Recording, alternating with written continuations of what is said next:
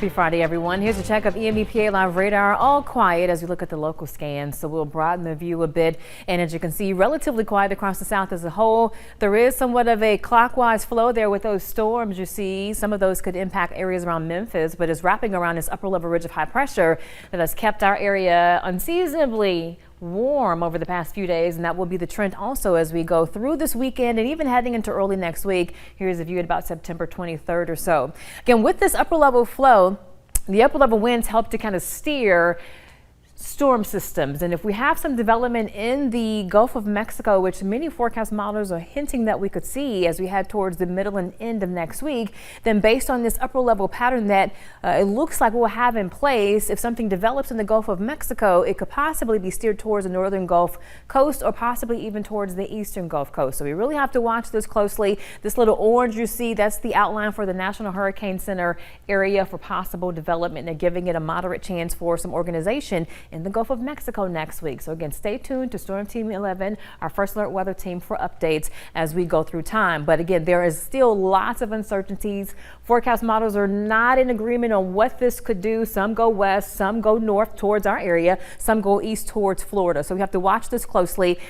Most importantly, though, it hasn't developed yet. Once it does, we'll get more data as the hurricane hunters can fly in and get more data to put into the forecast model outputs. But nonetheless, again, we'll be watching the Gulf next week, and you want to stay tuned for updates. The next name up will be Helene, if it should get a name. But thankfully, this weekend looks fantastic. We're not worried about tropical weather for the weekend. It's going to be nice. And for our Saturday, the final day of summer, looking good, but that heat index could flirt with 100. And similar as we head into the beginning of fall, which is Sunday, as you see, that heat index could definitely get up there. So please be careful out there. We're expecting, again, the change of seasons, and what that means on Sunday is that at 7:44, we're going to have the center of the sun directly above the equator, setting the stage for the autumnal equinox.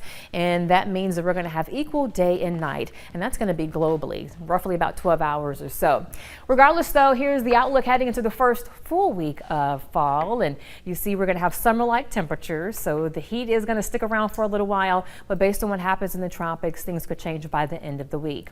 Here's a check of what's happening outside, and as you see, we're looking at temperatures in the 70s. Overnight lows will bottom out into the upper 60s. And then for your kickoff, or should I say your final day of summer, we're looking at temperatures into the 90s, but your kickoff to fall won't be much different. So this is the 10-day forecast at 10. It is sponsored by the Stephen Wilson Law Firm. All eyes will be on the tropics heading into next week, but this weekend I want everyone to enjoy the weekend, get outside, do something fun, because next weekend in general could be a drastic difference. Sure.